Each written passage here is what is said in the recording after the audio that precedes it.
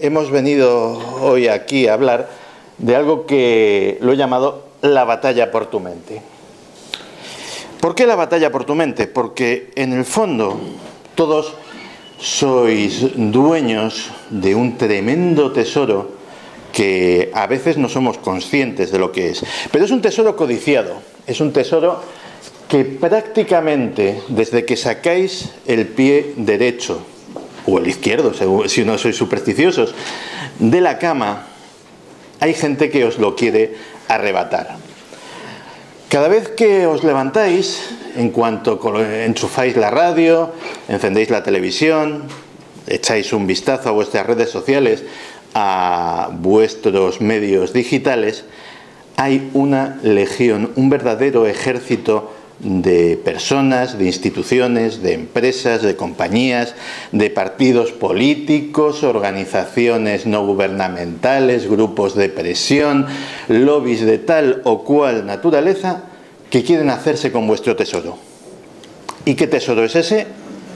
Vuestra mente, vuestras opiniones, vuestro criterio, vuestros prejuicios, vuestras acciones, lo que compráis, lo que decís, lo que pensáis, lo que votáis.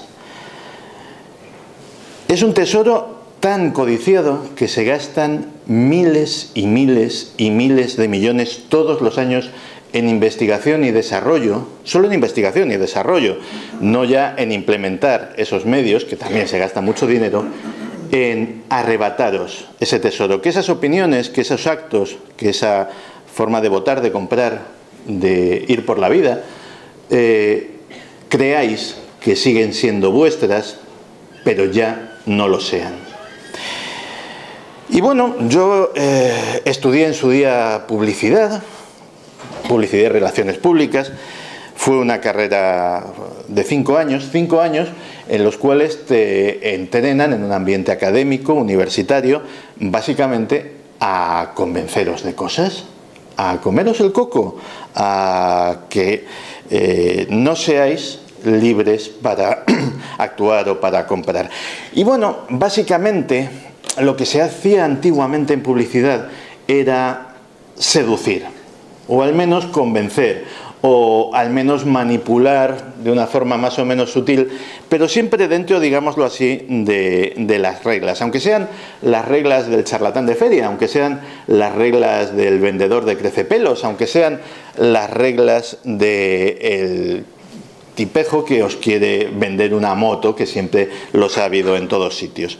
Y eso lo tenemos asumido dentro de la sociedad de consumo, lo tenemos asumido dentro de nuestro modelo capitalista como algo normal y está bien y está aceptado. ¿Por qué?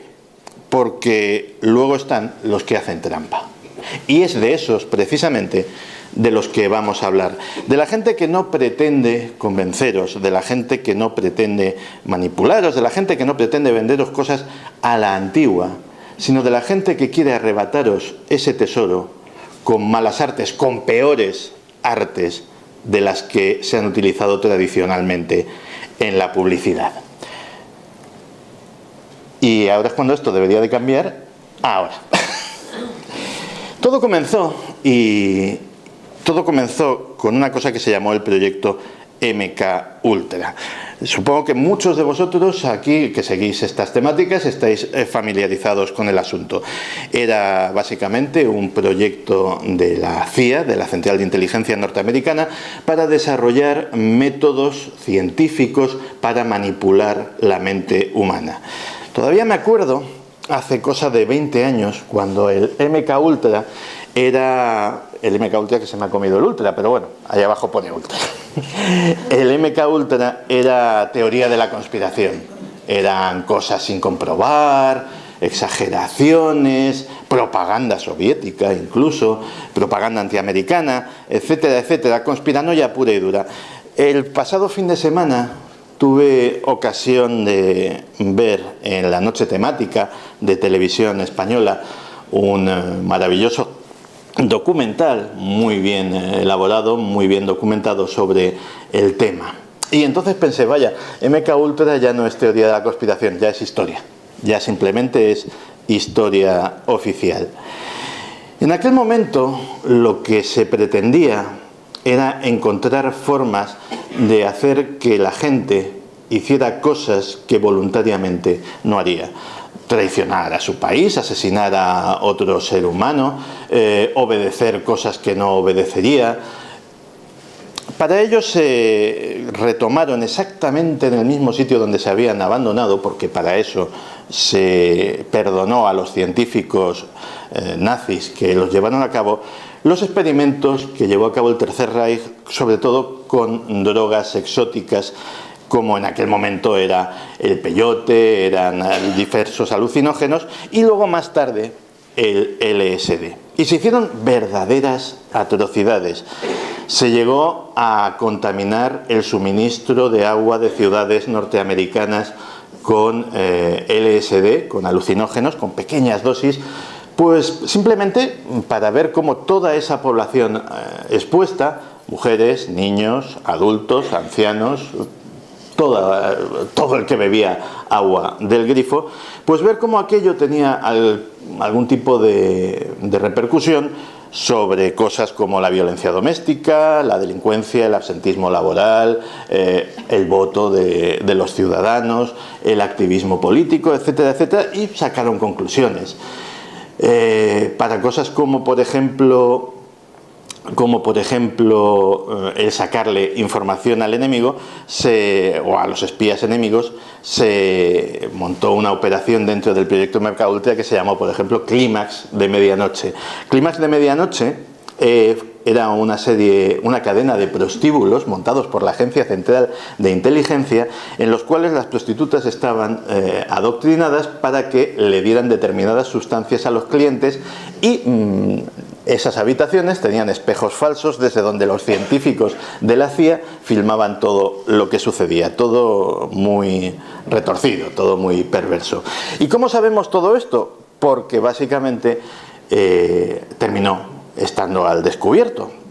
Una comisión del Senado de los Estados Unidos, dirigida por el senador Ted Kennedy, terminó descubriendo todo esto.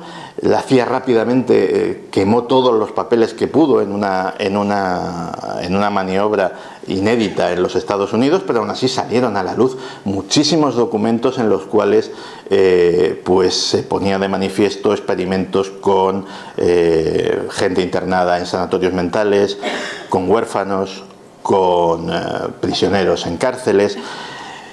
En definitiva, algo que se prometió que no iba a volver a suceder. Fue un verdadero escándalo, fue una verdadera conmoción para el público estadounidense. Y bueno, el gobierno compareció ante sus ciudadanos y les dijo que esto nunca más volvería a ocurrir. El problema es que volvió a ocurrir. Miro mucho el reloj, no porque tenga prisa por irme, sino porque me administro muy mal el tiempo, así que perdonadme que sé que causa muy mal efecto estar mirando constantemente el reloj, pero quiero contároslo todo en el tiempo que tenemos y así me voy dosificando.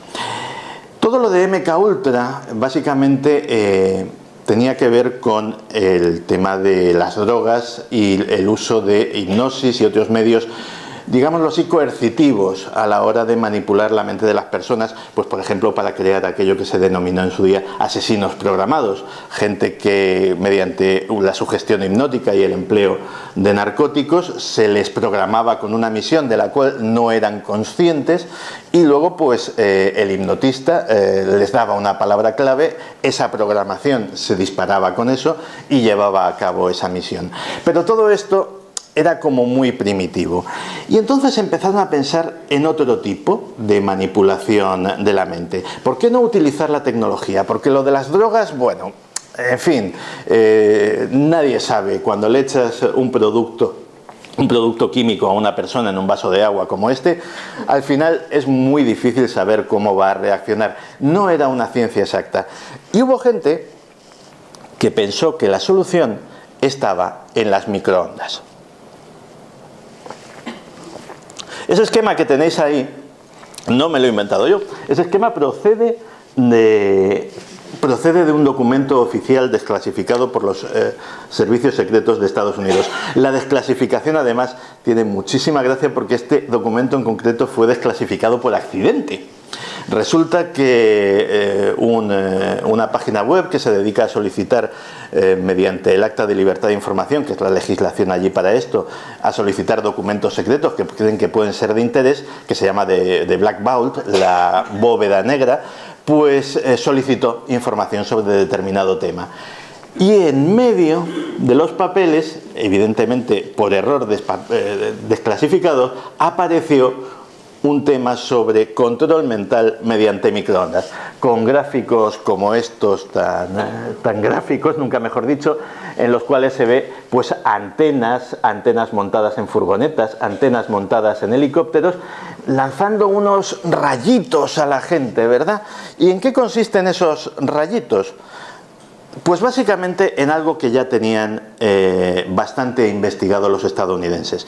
Hace unos meses, supongo que muchos recordaréis la noticia, salió la noticia de que la embajada de Estados Unidos, el personal de la embajada de los Estados Unidos en La Habana, estaba sufriendo una extraña epidemia. De repente oían voces, tenían insomnio, oían extraños sonidos, jaquecas muy fuertes, etcétera, etcétera. A todos nos pilló más o menos de sorpresa, pero algunos sabíamos que esto no era la primera vez que sucedía. En lo más álgido de la Guerra Fría, en la embajada de los Estados Unidos en Moscú, sucedía exactamente lo mismo. Y de hecho, el personal de la CIA lo llamaba aquello la señal de Moscú.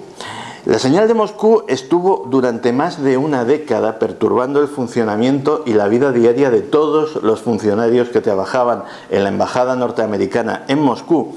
Y de hecho, incluso se sospecha que provocó varios casos de leucemia, incluido alguno de los embajadores que falleció de esa enfermedad. La CIA sabía perfectamente a qué se debía y de dónde procedía esta señal de Moscú, y no hicieron absolutamente nada para pararlo, ni una protesta, ni un atisbo de intentar solucionar el problema. ¿Por qué? Porque preferían estudiarlo. Preferían, sencillamente, que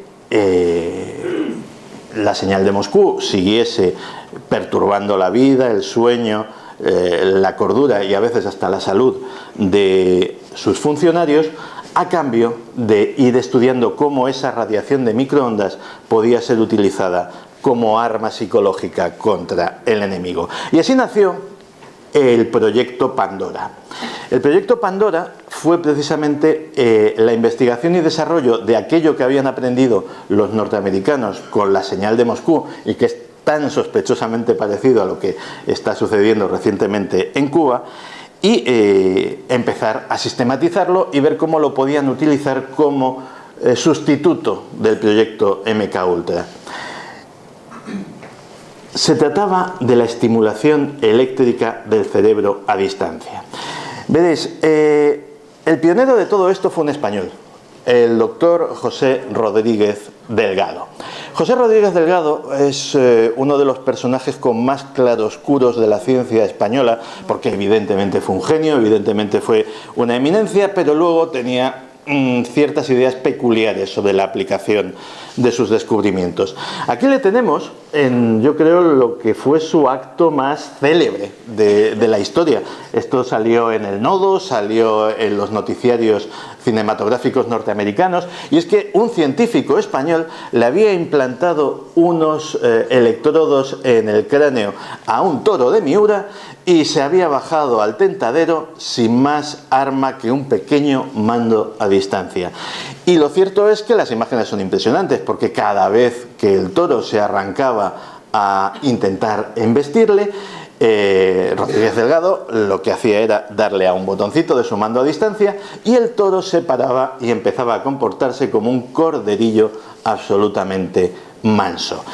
El problema es que el doctor Delgado, que hizo grandes avances para el control de cosas como mediante electrodos, como los temblores del Parkinson, como determinadas enfermedades neurológicas, determinadas cosas como por ejemplo los implantes cocleares, que han permitido escuchar a mucha gente sorda, pues hubiesen sido imposible desarrollarlos sin el trabajo previo del doctor Delgado. Es decir, no estamos hablando de algo que fuera malo per se. El problema era que en su libro, El control físico de la mente, y incluso en intervenciones delante del Senado y del Congreso de los Estados Unidos, donde él trabajaba, el doctor Rodríguez Delgado defendía que esto se podía utilizar para controlar a las personas, para hacerlas más felices, para hacerlas menos proclives a delinquir, básicamente para convertirlos en robots,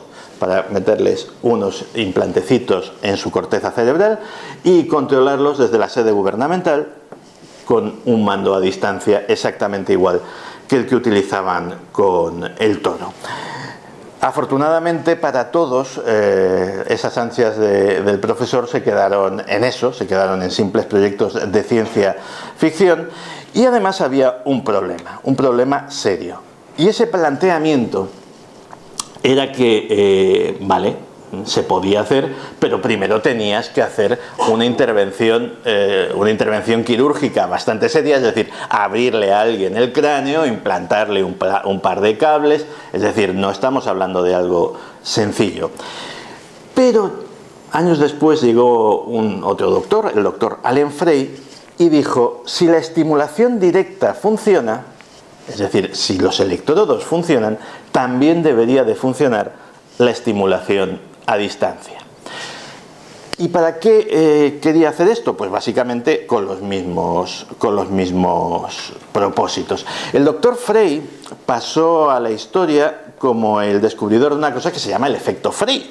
El efecto Frey es que las radiaciones de microondas, cuando actúan sobre el oído interno, pueden provocar sonidos directamente. Alteran la física del oído y se provocan acúfenos, tinnitus, zumbidos, campanas, sonidos generalmente muy molestos. Curiosamente, si hay algún en la sala, si hay algún otorrino, algún neurólogo, algún psiquiatra, algún médico de familia, a lo mejor habrá notado que los casos de zumbidos inexplicables por parte de determinados pacientes están en alza. Eso me lo han comentado a mí muchos galenos. Y básicamente hay mucha gente que le da una causa, y es que estamos constantemente expuestos a esas radiaciones de microondas. Además, generalmente el proceso que sufren esos pacientes suele ser siempre el mismo. Empiezan acudiendo al médico de familia, que le dice, bueno, pues lo mismo no tienes una infección en el oído, todo está bien, vete al otorrino. El otorrino te mira, te hace una exploración completa y te dice, pues todo está perfecto, esto va a ser estrés. Y terminas en el psiquiatra tomándote una serie de ansiolíticos, que tampoco te van a quitar el zumbido de los oídos, pero esto está sucediendo cada vez con más frecuencia. Y hay mucha gente que piensa que precisamente la razón de ello es que estamos siendo sometidos a radiaciones de microondas de una forma absolutamente inédita en la historia humana. Es decir, los teléfonos móviles funcionan con microondas, es decir, no estamos hablando solamente del horno, estamos hablando de que hay cantidad de transmisiones de radiofrecuencia que ahora mismo nos están afectando a todos y que probablemente haya gente que sea más sensible que otra. Pero el doctor Frey, cuando descubrió este efecto, dijo, bueno, pues entonces si realmente la radiación de microondas puede afectar tanto al físico, al cuerpo de una persona como para hacerle escuchar sonidos, a lo mejor podemos alterar su cerebro de otras formas. Y entonces hizo su famoso experimento de las ratas. Estas ratas en concreto. Estas ratas de laboratorio estaban viviendo en un espacio, como veis, muy pequeño, hacinadas, y el doctor Frey les hizo la vida mucho más complicada. Empezó a calentar la sala, a bajarle su dieta alimenticia, a quitarles el agua. Básicamente empezó a cabrearlas. mucho. Entonces estos animales empezaron a ponerse agresivos entre sí. Comenzaron a ponerse agresivos entre sí y entonces el doctor Frey simplemente empezó con su proyector de microondas a buscar qué frecuencia los calmaba y la encontró. Encontró una frecuencia que a determinada intensidad simplemente le dabas al botón como hacía el bueno del doctor Delgado, pero ahora ya sin necesidad de meterle nada en la cabeza a aquellos animales, simplemente teniendo el haz de microondas, disponiendo de él. Y eso los directivos de la CIA lo vieron como un descubrimiento brutal, porque empezaron a comprobar que efectivamente determinadas frecuencias de microondas a determinadas intensidades podían actuar a distancia sobre la mente de las personas y provocar una serie de efectos físicos y psíquicos. El bueno del señor de la lupa es el doctor Frey, por cierto, ya de mayor, que se dejó hacer este retrato. Y los otros dos croquis son de precisamente esos documentos desclasificados por accidente a los que mencionaba. Especialmente el cuerpo femenino este que tenemos aquí y que dice el titular efectos de las armas psicoelectrónicas es bastante llamativo, porque de entrada es un documento oficial y nos habla de que existen algo llamado armas psicoelectrónicas, cosa que si no hubiese sido por la existencia de este documento no nos habríamos enterado, o al menos simplemente sería una cosa de estas que sospechamos los aficionados a la conspiración. Y vamos a ver qué dice. Dice borrado forzoso de la memoria, cambios en la audición, violentos ataques de picazón, temblores, dolor intenso, orgasmo forzoso, dolor articular, sueños controlados, leer y proyectar pensamientos en la mente del sujeto, rechinado de los dientes. Claro, estamos hablando de que todos estos efectos, y vemos la fecha además del documento, 1974, no estamos hablando de algo de altísima tecnología, de lo último, estamos hablando de los años 70. En los años 70 ya había algo que a distancia podía hacer que tuvieses unos violentísimos picores, que de repente te empezasen a doler todas las articulaciones sin que supieras exactamente por qué, o que fueras como Juana de Arco y empezases a escuchar voces que te inducen a hacer o a pensar, o como poco a pensar que estás volviéndote loco. Yo he tenido ocasión de hablar con algunos psiquiatras que tuvieron, no sucede a menudo, pero que tuvieron experiencias con personas que afirman escuchar voces. Es una enfermedad, lógicamente, es un trastorno psicológico, pero se encontraron con algún caso aislado, en los cuales tanto la actitud del paciente, es decir, parecía un paciente completamente sano, salvo que escuchaba esas voces, como su experiencia profesional les indujeron a pensar que realmente esas personas estaban escuchando unas voces procedentes de una fuente física a la cual ellos no tenían acceso. Y esa sensación puede ser nada descabellada, porque todas esas investigaciones dieron como efecto eso que veis montado en ese vehículo de ahí. Esa es la primera arma reconocida de microondas de la historia. Ya es antigua, ¿eh? Esto estamos hablando de finales de los 90, principios de los 2000. De hecho, su utilidad es básicamente antidisturbios. Es generar a distancia una sensación incómoda a grandes multitudes, a grandes masas de personas. Se ha utilizado sobre todo en los países que ha ocupado Estados Unidos, en Afganistán, en Irak, para evitar manifestaciones, para evitar grandes tumultos. Y claro, esto es muy primitivo, porque básicamente, o al menos eso es lo que se confiesa, ese arma de microondas lo único que te hace es proyectarte microondas a lo bestia y hacer lo que hacen las microondas, es decir, calentar todos los fluidos de nuestro cuerpo, que somos un 70% agua, y provocar una sensación primero febril y luego de dolor intenso que hace que esa multitud huya. Pero ya es utilizando armas de microondas. Y digo que es algo absolutamente primitivo, porque las otras dos fotografías son de cosas que han hecho aficionados en YouTube, utilizando como base hornos de microondas domésticos, y se han construido réplicas caseras y funcionales de esas armas de microondas. Así que si un tipo de YouTube con unos conocimientos rudimentarios de electrónica puede hacerse un arma de microondas que básicamente tenga los mismos efectos confesados que la grande, esa grande que tiene esa maravillosa antena que lleva millones de dólares de desarrollo y que tiene una consola de control complejísima con un ordenador y una serie de pantallas y tal, ¿creéis que solamente está para provocar un poquito de dolor, un poquito de incomodidad a sus objetivos?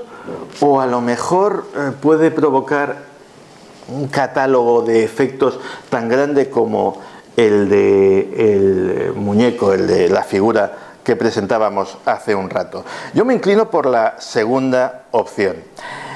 El siguiente personaje que tenemos en nuestra historia es el doctor Ross Adey. El doctor Adey fue el que retomó las investigaciones del proyecto Pandora justo donde las había dejado el doctor Frey. Y su contribución fue enorme, porque él era técnico, estaba especializado en encefalografía, y su teoría era que el electroencefalograma tenía no solamente información relativa al funcionamiento del cerebro, sino información relevante en cuanto al contenido del cerebro, es decir, sobre nuestras emociones, sobre nuestros sentimientos, sobre las cosas en las que pensamos. Entonces, cuando descubrió que el doctor Frey había... Voy a ver cómo voy. Me estoy enrollando. Intentaré abreviar. Cuando descubrió que el doctor Frey había descubierto que se podía estimular el cerebro a distancia gracias a las microondas, su idea fue la siguiente. Dice, si cogemos la información que tenemos del encefalograma y, por ejemplo, sabemos qué longitud de onda o qué tipo de ondas provocan la ira, o qué tipo de ondas provocan el sueño, o qué tipo de ondas provocan el miedo, o qué tipo de ondas producen el dolor, si ese haz de microondas al que sometemos al cerebro lo modulamos exactamente igual que se hace con la frecuencia modulada que recibimos en nuestros transistores, con esas ondas, a lo mejor podemos, esas sensaciones, ese miedo, ese dolor, ese sueño, cualquier sensación, cualquier sentimiento que pensemos o que tengamos ya registrado a qué onda corresponde, pues a lo mejor podemos provocarlo a distancia. Y efectivamente esos fueron los siguientes experimentos.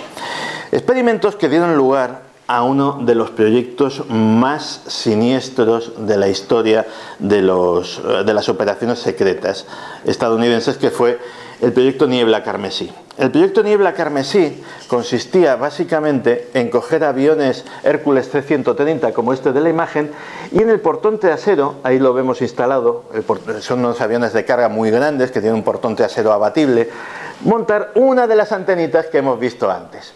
Y aquí ya no consistía tanto en provocar daño o usarlo como arma convencional, sino precisamente a grandes grupos de población generarles determinadas emociones. Básicamente, si vamos a invadir Irak y tenemos a los aguerridos tipos de la Guardia Republicana de Saddam Hussein esperándonos en una posición en la cual nos pueden hacer sufrir bastante y que tengamos muchas bajas, pues a lo mejor si pasa por encima este avión modulando una serie de ondas que les produzcan un intenso pánico, pues el trabajo se nos facilita muchísimo. Y de hecho eso es lo que sucedió. Podían inducir pánico, podían inducir ira, podían inducir todo tipo de sensaciones en grandes masas de gente que estuviera reunida en un sitio. Funcionaba con los grandes números, había gente que parecía inmune, pero normalmente la mayor parte de la gente respondía bien al estímulo. Es curioso porque el lugar donde, ya volverá a lo de antes, el lugar donde se sospecha, y la sospecha es más terrible, que se experimentó con el proyecto Niebla Carmesí, fue en la Guerra Civil de Ruanda. La Guerra Civil de Ruanda empezó con un accidente de avión en el cual el presidente del país falleció con buena parte de su séquito y de su gobierno.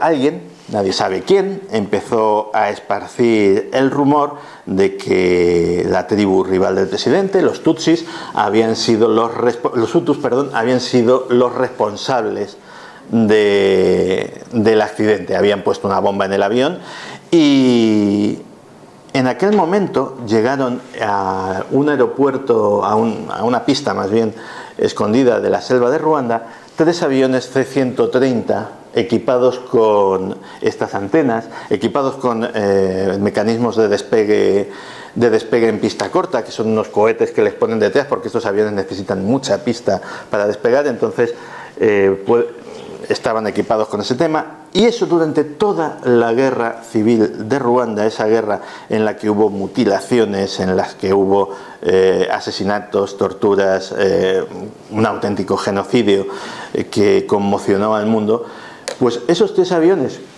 con esa antena asomando por la parte del portón trasero estaban constantemente como buitres sobrevolando aquellos escenarios terroríficos. Quiero pensar que estaban para mandar un poquito de calma y para apaciguar a aquella gente, pero conociendo cómo funcionan las cosas también puede ser que estuvieran para todo lo contrario, para exacerbar los ánimos y para que el conflicto fuera más sangriento y más sanguinario. Pero todo esto en el fondo son cosas que se utilizan en el campo militar y que en cierto sentido quedaron superadas cuando llegó Internet. Internet lo ha cambiado absolutamente todo. Posiblemente estos proyectos se siguen desarrollando, se siguen investigando como parte del trabajo estrictamente militar o estrictamente de los servicios de inteligencia. Pero ya a nadie se le ocurre que esto pueda utilizarse sobre grandes masas de población civil, porque ahora hay formas mucho más fáciles, mucho más sencillas de manipular a grandes masas de población civil.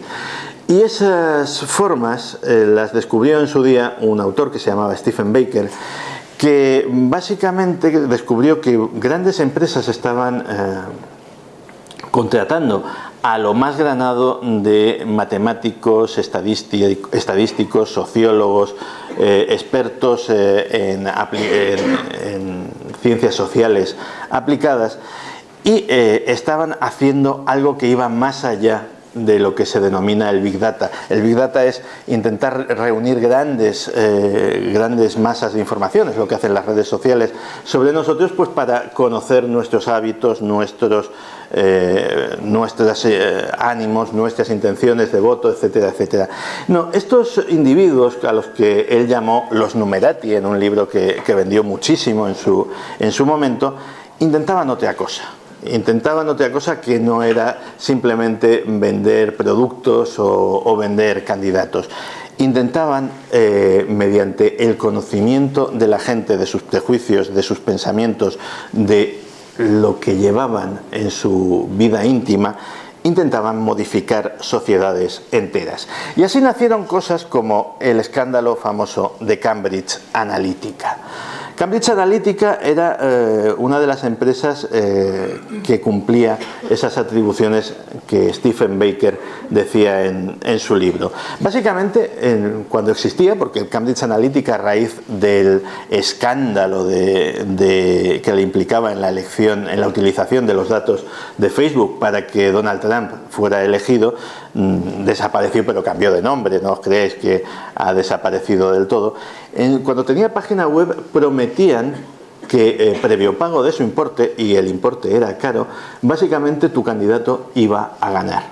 Y no hacía falta ya manipular, dar un pucherazo, no hacía falta cambiar el sentido del voto. No, simplemente ellos conocían absolutamente todo lo que sucedía en las redes sociales, porque compraban esos datos a Facebook, se los compraban a Twitter, y gracias a esos datos simplemente localizaban en los sitios clave, en los estados clave, en las provincias clave, las personas que eran más fáciles de manipular, y entonces tú ya de repente aparecía... Esto ha sucedido. Voy a poner un ejemplo que ha sucedido en la campaña, de Donald Trump. Tú de repente estabas en uno de los estados que estaban en disputa. Ohio era uno de los estados que estaban en disputa. Y de repente, pues, sabían los expertos de Cambridge Analytica que ibas a ver una propaganda electoral de Hillary Clinton. Y además sabían de ti que eras del pequeño porcentaje de indecisos todavía, pero que podía decantar que ese estado se fuera para un lado o para otro de la votación.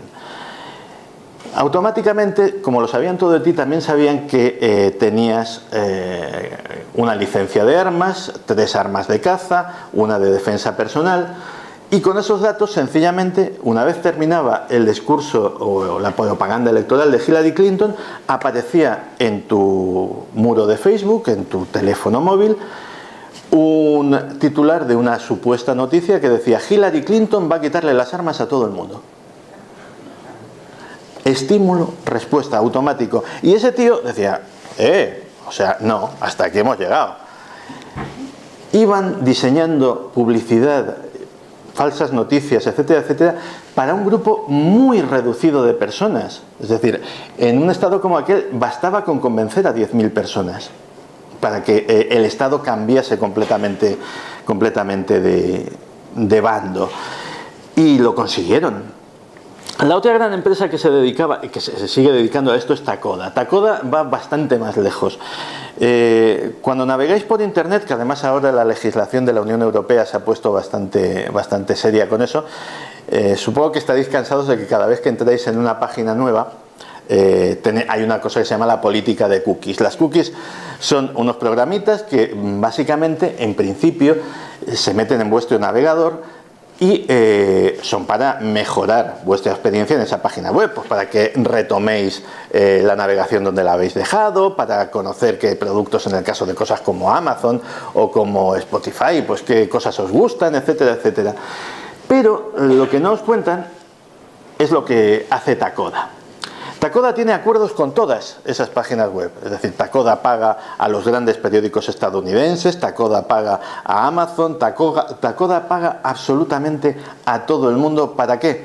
Para que aparte de las tuyas, de las de esa página web, metan su cookie. Y su cookie hace una cosa que no hace ninguna otra. Su cookie te sigue las 24 horas del día. Su cookie sabe absolutamente todo. A qué páginas web vas, cuánto tiempo pasas en ella, si de esa a cuál otra vas. Takoda, por ejemplo, son los descubridores de una cosa que a los sociólogos les llamó mucho la atención, que todos creían que la gente en internet se movía a su libre albedrío. que la gente, pues cada uno éramos un mundo y navegábamos en una especie de caos. La cookie de Takoda descubrió que navegamos en bandadas.